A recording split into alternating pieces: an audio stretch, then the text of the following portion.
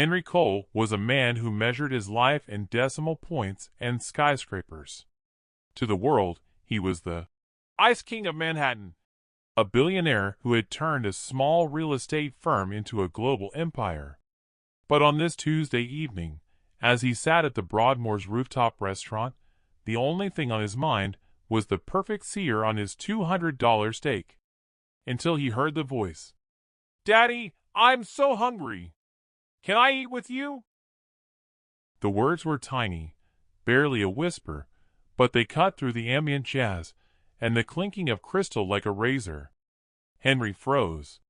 He looked down. Standing beside his table was a girl, no older than 4.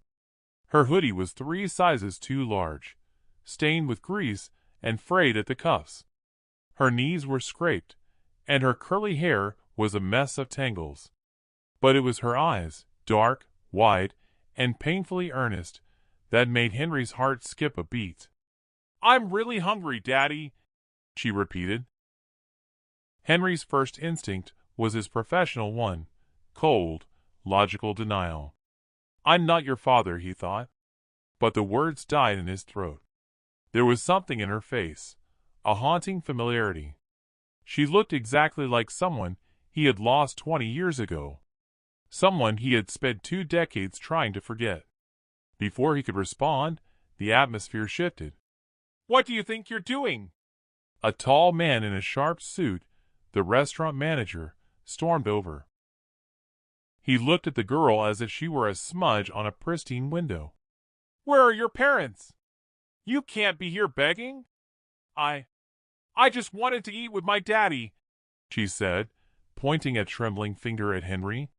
The manager let out a sharp, ugly laugh. "That man is not your father. Stop lying." He grabbed the girl's arm, pulling her back. "Mila!"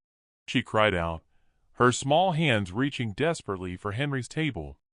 "Daddy, don't let him take me." The sound of her voice, the raw terror in it, shattered Henry's composure. Every carefully cultivated wall he had built around his heart collapsed at once. "Let go of her," Henry said, his voice low and dangerous. The manager didn't listen. He yanked her harder. In the struggle, the girl lost her balance. She hit the stone floor with a sickening thud. A thin line of blood appeared on her forehead. The restaurant went silent. Then Henry exploded. "Are you out of your mind?" he roared, standing so quickly his chair flipped over. He dropped to his knees beside the girl, ignoring the gasps of the wealthy diners and the glow of smartphone cameras. "Hey," Henry whispered, his voice breaking. "Look at me. You're okay." "I didn't mean to be bad," she sobbed. "I just wanted to stay with you."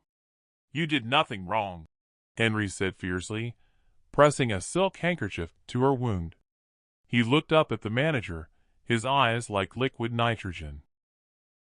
"If you touch her again, I will personally make sure you never work in this city again. Do you understand?" The manager paled.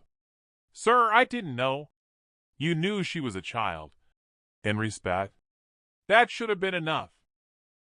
Henry didn't take Mila to a shelter. He took her to St. Luke's. He sat in the back of his Maybach, the girl clinging to his blazer as if her life depended on it. In the quiet of the car, she looked at him and said something that changed everything. "You look like my daddy. He was called Eric." The name hit Henry like a physical blow. Eric, his son. The son he had turned away years ago in a fit of pride and corporate ambition. The son he hadn't spoken to in a decade. Henry called his head of security, Gregory. "I need a background search. Now! Eric Cole. Look for fires, shelters, anything in the Bronx." By the time they reached the hospital, Gregory had the answer.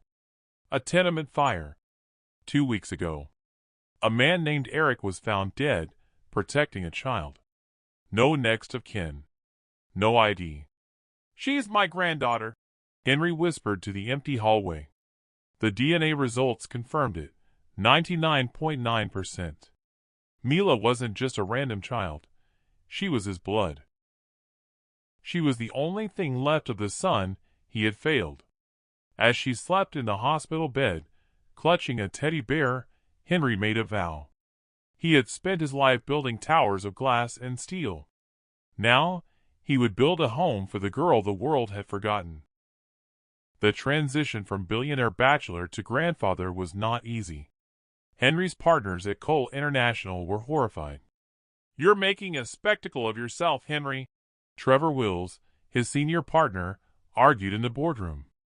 "Adopting a beggar child? It's messy. It's bad for the brand." Henry looked at the men around the table. Men who knew the price of everything but the value of nothing. "Legacy isn't about the name on the building, Trevor," Henry said, sliding his resignation across the table. "It's about the person who carries the name after you're gone. I'm choosing Mila." But the danger wasn't just in the boardroom. Gregory discovered that the woman who had taken care of Mila after the fire was part of a trafficking ring that used children to panhandle. Her name was Tasha Price, and she wasn't happy that her income stream had been taken by a billionaire. "She's dangerous, Henry," Gregory warned. "She knows you have deep pockets. Let her come," Henry replied, looking at Mila, who was learning to draw stars on the ceiling of her new room. "I've spent 30 years destroying my enemies. I think I can handle one more." The battle culminated in a heated custody hearing. Tasha Price showed up with a low-life lawyer, claiming she was the only mother Mila had ever known. She lied about Henry's character, calling him a cold-hearted elitist who only wanted the girl for a PR stunt. The judge, a stern woman named Margaret Fulton, looked at Mila. "Mila, do you know why you're here?" Mila stood up. She wasn't the trembling girl from the restaurant anymore. She wore a blue dress, her hair neat, her eyes bright. "I'm here because my daddy Eric told me to find a man who looked like him," she said, her voice steady. "He said that man would be my shield.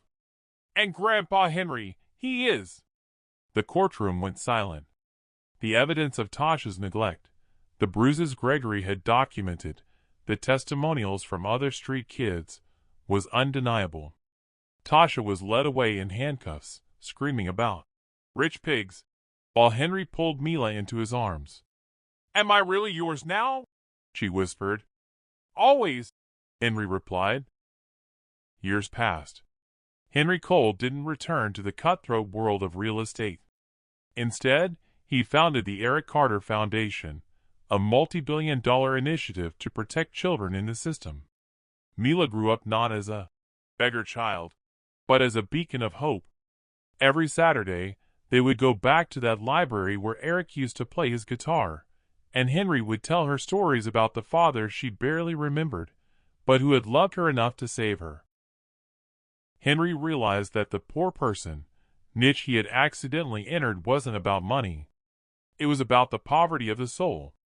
He had been the poor one all along, despite his billions, until a hungry little girl called him Daddy. If you think Henry did the right thing by choosing family over his empire, hit that like button and subscribe. And tell me in the comments, where are you watching from? You might find a neighbor who believes in second chances just as much as you do. This has been a journey of redemption, brought to you by Pub Stories. In every life, there is a moment where we are tested, where we must decide if we will be a shield for the vulnerable or a bystander to their pain. Henry Cole chose to be a shield. If this story touched your heart, don't forget to subscribe to Pub Stories for more deep dives into the lives of the powerful and the resilient. Hit the notification bell so you never miss a chapter of our human dramas. Share this video with someone who needs to be reminded that second chances are real. At the end of the day, we are all just stories. Make sure yours is one worth telling.